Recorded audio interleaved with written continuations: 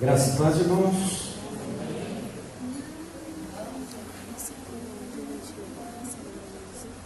Carlos, Zé, vou aqui, Zé? Vou aqui? Porque ele fala que eu mexo muito aqui. Queridos, eu tenho buscado em Deus algo para esses dias, mesmo porque já fazem mais de 6 meses que eu não ministro, né? Eu sou bonzinho, eu vou cedendo a vez, e depois quando eu subo parece que é a primeira vez novamente. E isso vocês precisam ter um pouquinho de paciência comigo. Embora o que eu tenha para ministrar esteja muito relacionado com aquilo que eu mesmo busco praticar e viver. E alguns enfoques principais daquilo que eu quero ministrar hoje está muito próximo daquilo que é o propósito de Deus para a nossa vida, ou daquilo pelo qual nós já fomos alcançados, e também do que já obtivemos: salvação, perdão e compaixão de Deus por misericórdia. Quando nós lemos a palavra de Deus em Jeremias 29:11, todos conhecem, ou a maioria pelo menos conhece: eu bem sei os pensamentos que tenho a respeito de vós, né? Pensamento de bem ou de paz, e não de mal. E normalmente nós imaginamos esse versículo como sendo algo, uma promessa que fica-se por aí. Mas o versículo ainda continua: para vos dar aquilo que nós mesmos queremos, para dar para nós o fim que nós desejamos. É amor de Deus, é compaixão de Deus para conosco. Por que é que Deus nos dá essa palavra? Porque quando nós olhamos para o nosso adversário, nós sabemos para o que ele veio, qual o propósito pelo qual ele veio. Sabendo o propósito para o qual Deus nos chamou, nós tomamos ciência que nós temos um adversário. E no Evangelho de João, capítulo 10, verso 10, ali diz que o nosso adversário não vem senão para matar, roubar e destruir. E aí vocês vão perguntar: Rodinei, cadê a sua parte do Velho Testamento? Nós vamos chegar lá. Mesmo porque eu uso toda aquela sombra do Velho Testamento para poder refletir nas coisas do mundo. Aquelas sombras que dão uma impulsão para encontrar em Deus algo que seja contemporâneo. Eu olho lá para trás, eu já ministrei para vocês aqui sobre Ezequias, o grande rei, um rei abençoador e abençoado por conta da obra grandiosa que ele fez para o povo de Israel, fazendo uma transformação naquele povo na sua época. Mas esse homem, depois de ter recebido alguns anos de vida a mais, no caso 15 anos, gerou um filho nesse período que se chamou Manassés. Manassés foi o homem que reinou de tal forma que nunca houve um rei tão mau como ele. Agora, o que é engraçado é que Deus, Ele é compassivo, Ele é bondoso. Manassés teve seus filhos, e após a sua morte, seu filho começa a reinar. E o filho do seu filho começa um novo reinado. Quando os reis estavam no trono, os filhos mais velhos que assumiriam o reinado, eles praticamente reinavam junto com seus pais em breve período, principalmente por conta da situação da velhice ou de impossibilidade, enfermidade. O engraçado é que Ezequias, ele deveria ter ensinado Manassés a reinar como ele reinou. Ezequias foi muito bem visto pelo povo. por conta de tudo o que ele fez, e até da bondade de Deus para com ele. É lógico que Deus acrescentou aqueles anos para Ezequias, e ainda o incitou e disse o seguinte para ele: Ezequias, eu vou te dar 15 anos, mas coloca ordem na sua casa aí. Esse cara teve 15 anos a mais, ele gerou Manassés, ele tinha sido, praticamente Deus falou assim para ele: você trata de dar um jeito na sua vida, quem sabe até, gere um filho que seja seu substituto, alguém à altura. Ele gera Manassés. Ezequias morre, Manassés começa o seu reinado, o pior reinado do povo de Israel, o pior reinado que existia. Esse cara gera um filho, Manassés gera um filho, e no seu lugar então reina Amon, que também não fez o que era reto diante de Deus.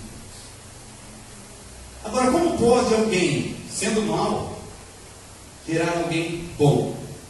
O que nós podemos dizer é que Deus é bom, é que Deus é misericordioso, e Deus sempre teve o propósito da salvação do seu povo. Então, quem vai reinar no lugar de Amon? Josias. Se vocês quiserem acompanhar, está mais ou menos em 2 Reis 19, 20. Eu vou depois citar mais 2 Reis 24. Mas é próximo dessa estou dando uma explanação geral daquilo que eu gostaria que vocês entendessem, que o propósito de Deus é salvar, o propósito de Deus é redimir o seu povo, e ele sempre teve isso, e sempre levou isso em conta, por saber que esse era o povo que ele tinha trazido para perto, esse era o povo que ele tinha interesse que estivesse junto com ele, que tivesse intimidade com ele. E Josias, filho de Amon, neto de Manassés, reina. E ele faz o que era reto diante de Deus. Possivelmente ele viu o seu pai reinar, mas ele não seguiu o conselho do seu pai. Ele buscou em Deus. Ele reativa a ordem do sacerdócio. Ele reina de maneira correta. Mas ainda não quero falar sobre Josias, porque, embora ele tenha sido um bom rei, talvez ele não tenha sido um bom discipulador. Então reina o seu filho, e o seu filho volta a fazer o que era errado diante do Senhor. Até na época de Ezequias, os assírios estavam dominando o território. Quando chega o filho de Josias, o povo do Egito, Faraó, começa a se levantar e começa a crescer no reinado. Todos esses que se levantavam, eles tinham como alvo aquela parte do povo de Israel, principalmente Jerusalém e Judá, porque era um território onde a extensão de terra conduzia para todos os outros reinos. Lembrando, rio Tigre, rio Eufrates ficava muito próximo, e eles utilizavam uma estratégia de guerra, onde eles iam colocando todo o povo no cativeiro. Lógico que alguns reinos tinham o hábito de separar o povo da terra, tirar o melhor daquela terra, levar para o outro lado para enfraquecer os exércitos, enfraquecer as cidades. Já nessa sequência do filho de Josias, nós começamos a ver que Faraó Neco começa a ter problema com os caldeus. Os caldeus começam a dominar a terra. Quando nós vemos que os babilônicos, eles começam a crescer, se avultarem, o próprio Faraó se retrai, porque ele também poderia ser alvo. Mas o que é mais chocante é ver que nas profecias de Jeremias, contemporâneo de Josias, Amon, Zedequias, ele já profetizava em relação ao povo de Deus. E ele profetizava e dizia o seguinte: esse povo tem um coração muito duro. Lembrando que Jeremias foi o profeta, considerado o profeta chorão, e que o trabalho dele seria muito árduo, mesmo porque o próprio Senhor falou para ele: você vai profetizar, mas eles não vão te ouvir. Mas ele tinha que profetizar. Se vocês lerem o contexto histórico de Jeremias, vocês vão ver que ele foi jogado num poço cheio de lama para morrer. Não morreu, mas foi jogado ali, ele foi açoitado. Jeremias sofria, porque ele ia em direção aos reis, e esses reis não aprovavam a palavra deles. Muitos deles seguiam outros videntes, gostavam daquela palavra que era alentadora ao coração deles.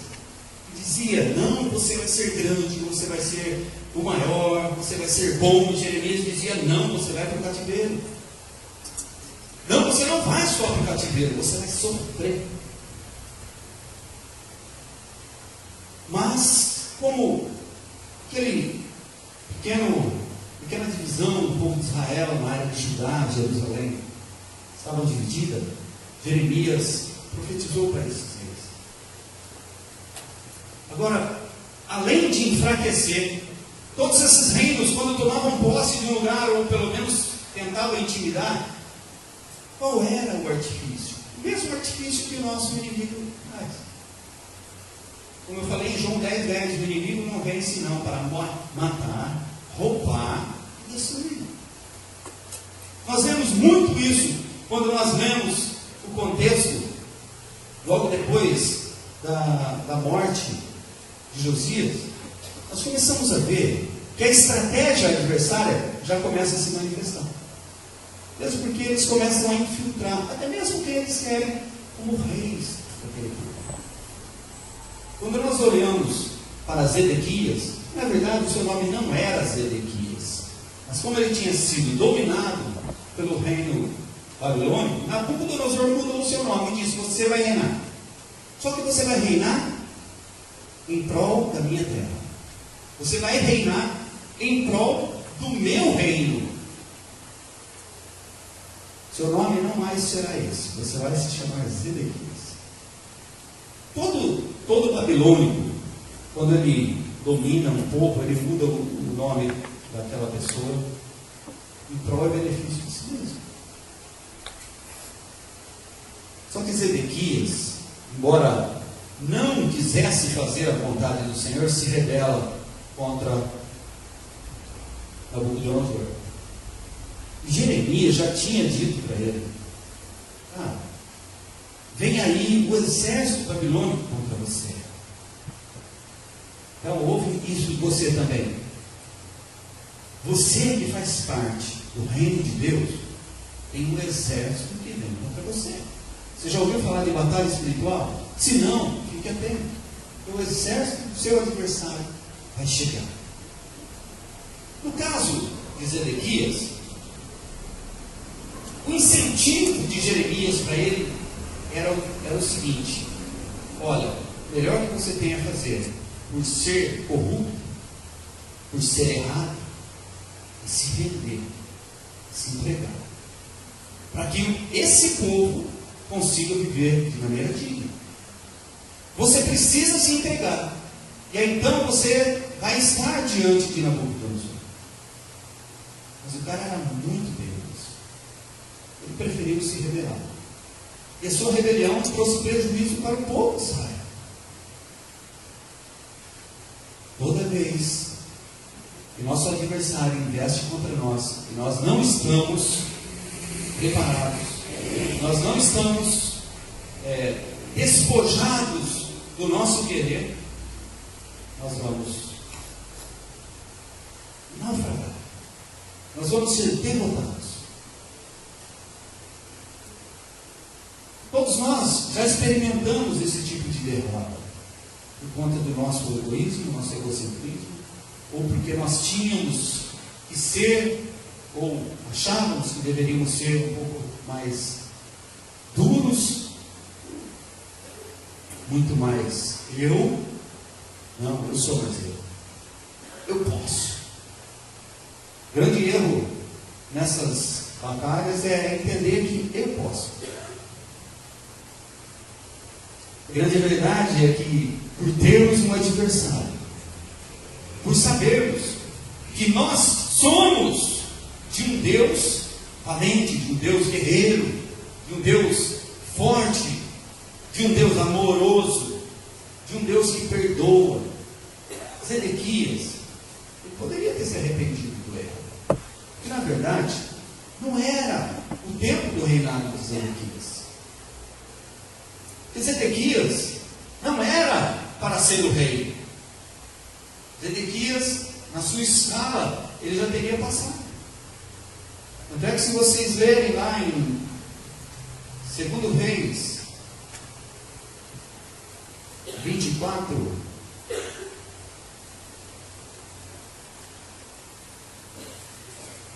no verso 18, 24, 18, tinha Zedequias a idade de 21 anos quando começou a reinar, e reinou 11 anos em Jerusalém. Sua mãe se chamava Ramutai, era filha de Jeremias, de Líbina.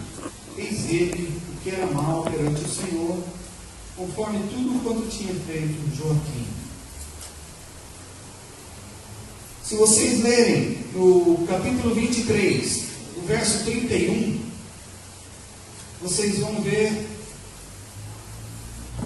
o seguinte na palavra de Deus. Tinha Jeoacás 23 anos de idade quando começou a reinar. Reinou 3 meses em Jerusalém. Sua mãe chamava-se Amudai, e era filha de Jeremias de Líbina. Esse cara, Jeoacás, ele era o rei por direito, por herança. Mas logo em seguida a gente vê que houve a morte de Jeoacás, começou a reinar Joaquim, e depois de Joaquim reinou Joaquim, também é um desses, já teve o seu nome mudado, e depois volta para o tio daquele que tinha direito. A grande questão da humanidade é querer aceitar ou achar que cargo ou valores momentâneos são muito importantes. Cargos ou valores passageiros são mais importantes do que aquilo que Deus já tinha deixado. Nós vemos Esaú, Jacó. A questão da impulsão do momento, daquilo que é bom visualmente, ou de ser alguém importante naquele momento. Todos nós sabemos que reinado era por herança, mas era o filho do filho. Era sempre passado de filho, do pai para o filho. E nesse caso, passaram para o tio. Foi comprado, foi usurpado no trono. E por conta disso, pagou-se um preço muito alto. Se vocês continuarem lendo aí no capítulo... vamos continuar a partir do verso 20. Assim sucedeu, dizendo que ele se rebelou, fez o que era mal diante do Senhor. No verso 20 diz: assim sucedeu por causa da ira do Senhor contra Jerusalém e contra Judá, a ponto de rejeitar a sua presença. Zedequias rebelou-se contra o rei da Babilônia. Sucedeu-se que em 9º ano do reinado de Zedequias, aos 10 dias do 10º mês, Nabucodonosor, rei da Babilônia, veio contra Jerusalém, ele e todo o seu exército, se acamparam contra ela, e levantaram contra ela tranqueiros em redor. A cidade ficou sitiada até o 10º ano do rei Zedequias. Imagina um reino que impunha valores, impunha as coisas, sitia Judá, e no caso de Jerusalém, de onde ele reinava. Os soldados adversários vinham como areia do mar. E ele tinha um reino dividido. E ele se rebelou contra Nabucodonosor. Jeremias tinha dito o seguinte: melhor para você é se entregar. Deixa essa questão de ser o bonzão. Mas depois de 1 ano e meio que Nabucodonosor cercou a cidade, o que acontece com um povo que não sai, que não negocia, que não tem liberdade? Trazendo para o nosso contexto, é tempo suficiente para nós nos desviarmos da vontade de Deus. Tempo suficiente. Aliás, não precisamos nem disso, né? Humanamente falando, com 26 dias a 30 dias, nós já estamos a caminho do erro. Achando que algumas coisinhas que nós fazemos já não tem tanta importância, não é tão pecado. Mas uma cidade sitiada, após 1 ano e 8 meses, onde existia uma população necessitada e carente, que precisava negociar, precisava ter alimentos. Depois de 1 ano e 8 meses sitiado, cadê a comida? Cadê a bebida? Vamos tomar só água? Cadê o nosso vinho? Cadê as massas? Cadê a farinha para a gente fazer essas massas? Sabe o que acontece com um povo desse? Começa a sentir fome, começa a não ter coragem de ir para a guerra. E aí o que eles fazem? Ou o que eles fizeram? Nosso adversário está aí. Nós não temos como combater, estamos muito fracos. Vamos dar um jeito de fugir desse povo. Eles tinham meios para isso. Tinham as câmaras que eram feitas exatamente para reis, para a guarda principal fugir. Foi o que eles fizeram. Eu gosto muito de olhar para isso e começar a ver assim: Deus, Ele usa diversas situações para nos trazer de volta, nos trazer para perto. Mas o próprio povo não conseguia se achegar a Deus. O próprio povo não conseguia por conta de um reinado que havia sobre eles. A palavra de Deus diz o seguinte: quando nós temos governadores que são pesados, ou que não servem ao Senhor, o povo padece, o povo sofre. Nossos líderes estão fazendo-nos padecer, nossos líderes estão nos fazendo sofrer. Vou reformar porque parece que é só retórica, né? Nós estamos numa boa, né? Nossos líderes são excelentes, servem a Deus, vivem em equidade, não têm os problemas de corrupção. Quando nós falamos de líderes nacionais, por favor, não dê amém, porque esses caras estão acabando com a gente. Esse pessoal está levando a gente para o buraco. Estou falando de liderança local, líderes de células, pregadores, pastores. Nesse caso, era um líder nacional, um líder para aquele povo. O líder estava levando aquele povo à ruína, porque ele não honrava a Deus. Por isso que eu li lá no versículo 25, que ele fez o que era mal diante dos olhos do Senhor. Com isso, aquele povo começa a fugir. O pessoal de Nabucodonosor vem, arromba os portões, arromba as portas e começa a invasão. Mas eles tinham algo em mente. Lembrando que Jeremias disse o seguinte para eles: se você se entrega, o povo vai acabar sendo levado, mas o povo vai ser respeitado, porque você é o problema. Mas eu vou te dizer mais: ainda que você faça o que você quiser, você vai ver Nabucodonosor face a face, e você vai entrar na terra dos caldeus, mas você não vai ver a terra dos caldeus. O cara ainda achou que ele tinha uma esperança, né? Como que é? Eu vou estar face a face com Nabucodonosor?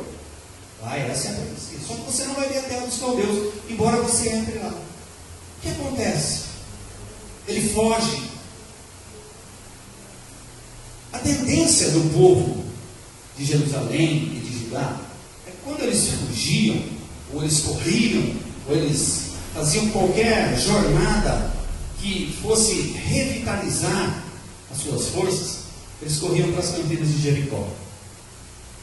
Vocês conseguem entender? Os caras saem dali e correm para Jericó, a antiga Jericó, lugar onde eles, pela vontade do Senhor, destruíram. O que é isso? Por que isso revitalizava o povo daquela região? O que isso trazia de uma nova vitalidade? Vocês conseguem me responder isso?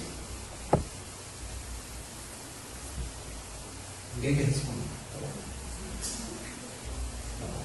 Ninguém gosta de mim. Ninguém me ama, ninguém quer. Mas ela disse que não sabemos responder. Eu acho que é um pouco de jeito. Oi? Simbolismo de uma vitória grandiosa. Então eles iam para algum lugar, ou iam para aquele lugar, onde representou a sua vitória. Vou trazer isso para os nossos dias.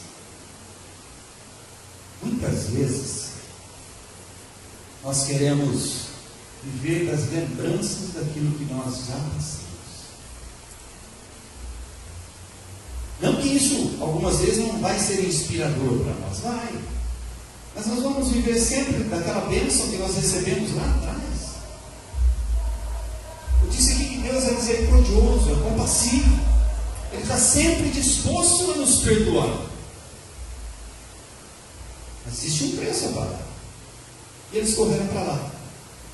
Nabucodonosor, sabendo que Zedequias tinha sido pego, e os seus filhos também, o que acontece com o exército? Bom, chegou Nabucodonosor, o exército dele cerca Zedequias, cerca os seus soldados.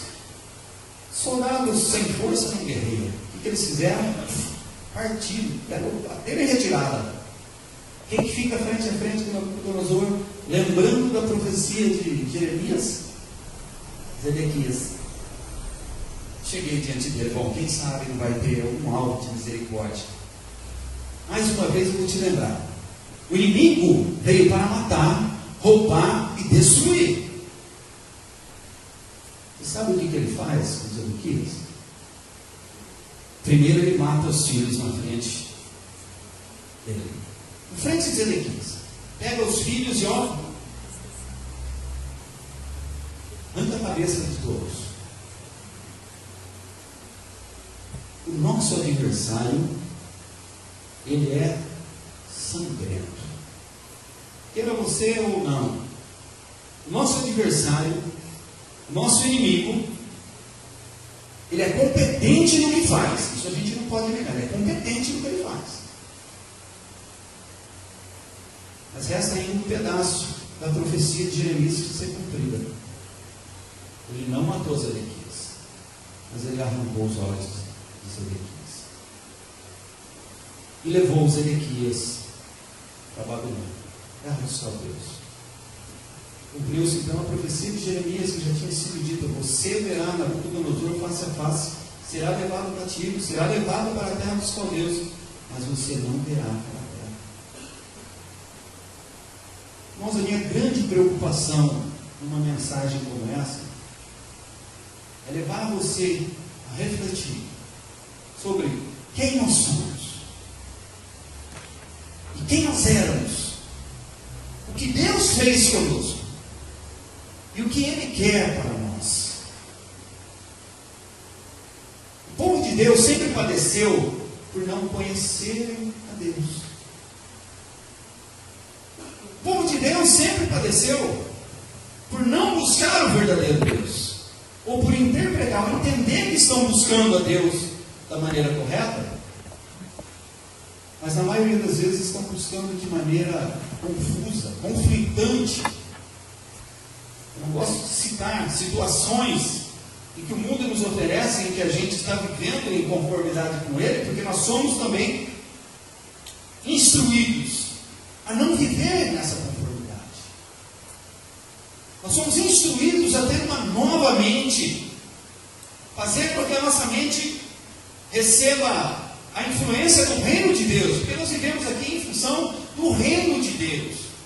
E a nossa vida só vai ser influenciadora quando tudo em nós estiver em perfeito funcionamento com o reino de Deus.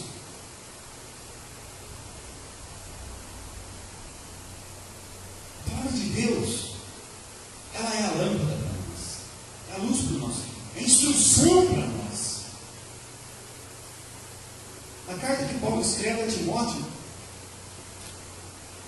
2,15, procura apresentar-te a Deus, aprovado. Procura apresentar-te conhecedor da verdade de Deus, como alguém que não tem do que se envergonhar e que sabe manejar bem a palavra da verdade. Sabe o que me incomoda muito? O Facebook é um negócio excelente. Eu não critico o Facebook porque eu acho que é interessante. Mas ali tem tanta gente achando que conhece a vontade de Deus, que conhece a palavra de Deus, que eu acabo rindo. Eu falo, gente, por que será que nós utilizamos a palavra de Deus de maneira errada? Comentei com a Simone sobre uma pessoa da minha família que não é casada, é baseada, e ali ela posta sempre assim: digno é o leito imaculado. E o casamento, santidade do casamento. Eu falo, não é possível, não é possível. Isso não está em conformidade. Tem outras aberrações também, mas eu estou falando essa porque essa para mim é mais. E é de alguém da minha família. Mas eu falo, não é casada. Que história é essa? Vamos falar sobre a santidade do casamento se não é casado. Vamos falar sobre ser servo se não corresponde ao estado de ser servo ou à condição de ser servo. Pessoas que nem conhecem o Senhor, na verdade. Eu tenho grande preocupação com isso. Mas nós somos craques nesse tipo de coisa. E o Evangelho de João 6, 32, deixa eu procurar essa, não falou baixo. Ou vocês podem me ajudar. Conhecereis a verdade, e a verdade vos. João 8,32. Obrigado, pessoal. Então é somente com a inspiração do Espírito Santo para nós começarmos a entender e ser revelado essa verdade. E Jesus mesmo precisa estar em nós para que isso seja uma realidade. Porque ele diz: sem mim nada podeis fazer. Então, até mesmo para pronunciar esse tipo de coisa, nós precisamos ter o Espírito Santo nos conduzindo para isso. Nós já fomos muito bons em ver as pessoas, mesmo não crentes, dizendo assim: tudo posso naquele que me fortalece. Tudo bem, mas quem é que te fortalece? Não sei. De repente você está trabalhando para alguém que naquela área ele te fortalece, ele te ajuda, mas não está relacionado com as coisas de Deus. Nós precisamos conhecer as coisas de Deus. Nós precisamos ter a revelação de Deus em nós. Nós precisamos ter o Espírito Santo de Deus falando através de nós. Nós precisamos ser representantes do Espírito de Deus. Mas nós não podemos ficar cheios de nós mesmos. Eu não posso estar cheio de mim mesmo para ministrar para vocês. Porque senão eu converto a glória de Deus na minha glória. E esses reis, eles buscavam glórias para si. Naquela época, na verdade, os reis, eles gostavam de se sentirem como se fossem deuses. Nabucodonosor foi um deles. Mas nós tivemos muitos dos reis no reinado de Israel ou de Judá que queriam ser deuses. Embora a gente não vê uma literatura explícita sobre isso. Mas os reis dos outros povos, eles literalmente diziam isso: se prostrem a mim, que eu sou Deus. Não há outro Deus, eu sou Deus. Cai daquele que não se dobrar. No fundo, a intenção dos reis, mesmo de Israel e de Judá, estavam condicionadas a essa visão. E uma vez que não faziam o que era reto diante de Deus, que a palavra não fica esmiuçando muito alguns reis, mas dizia simplesmente o seguinte: ele não andou no caminho de seu pai e andou em retidão. Não fazia o que era reto diante de Deus. Nós precisamos cada vez mais conhecer a verdade de Deus. Nós precisamos ser representantes dessa verdade de Deus. Nós não podemos pactuar com as coisas erradas, que mesmo no nosso meio existe. Não podemos ser coniventes com as coisas erradas. Uma vez que nós nos calamos, nós estamos sendo omíssos. Mas eu gosto de ver a maneira como Deus falava naquela época. Mas eu gosto de ver porque isso tem uma representatividade muito boa para nós no nosso contexto. Quem foram os juízes? Quem foram os profetas? Homens que Deus levantava para estar diante do povo, para trazer bênção, para ministrar a sua palavra. E na maioria das vezes, eles poderiam ser considerados os discipuladores dos reis. Quando o rei precisa de alguém próximo, quando o rei precisa de um orientador, ainda que os reis ímpios gostassem daqueles que falassem bem aos seus ouvidos, mas Deus se incumbia de trazer homens que instruíam os seus reis. Homens que foram valorosos, homens que foram se deixaram serem tomados pela vontade de Deus para orientar os reis.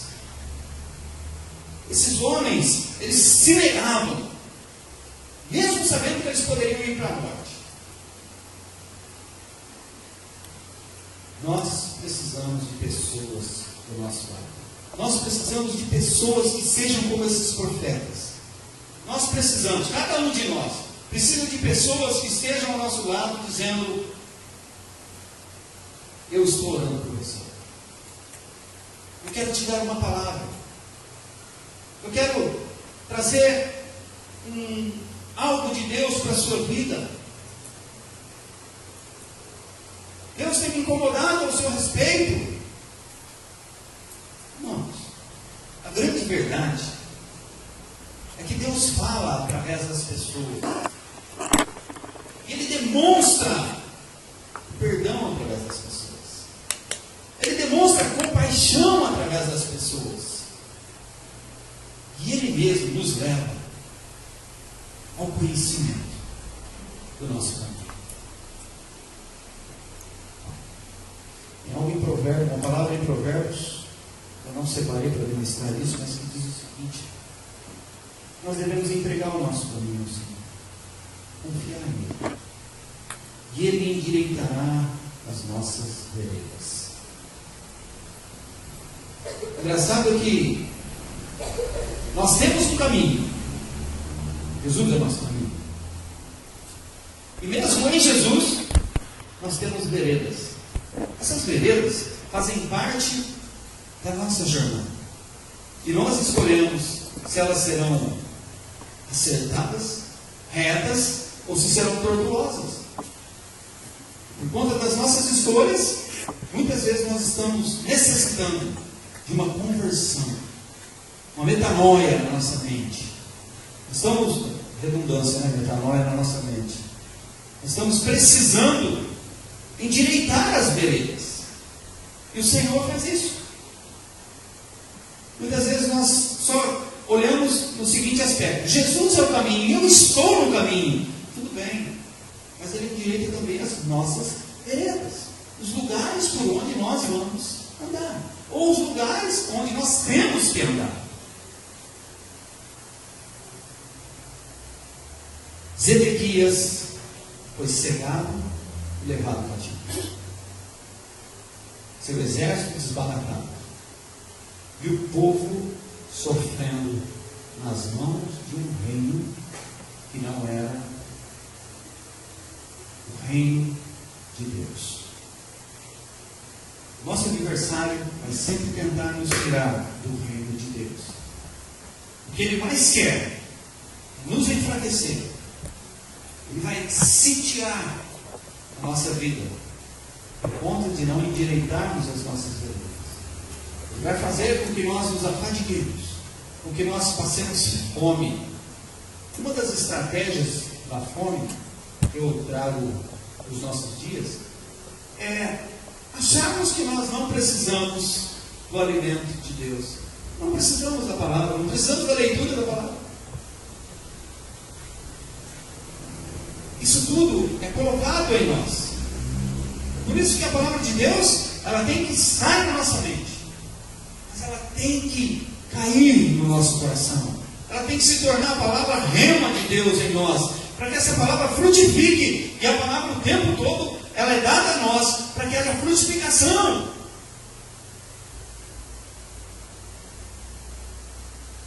Eu é que sei o pensamento que tenho a respeito de nós. Eu que sei o que eu penso para vocês. Tudo que eu penso para vocês, coisas boas, para ser proveitoso para a sua vida, proveitoso para o seu interesse, porque vai chegar no final aquilo que você quer, vai acontecer.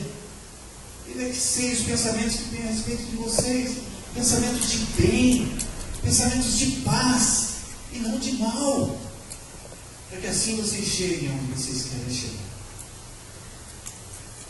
Mas lembrem-se, seu adversário tem um profundo interesse que nada disso caia no seu coração.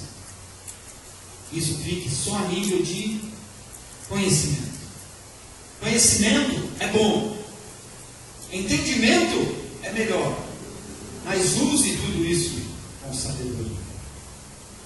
Deus perdoa, Deus é compassivo e misericordioso.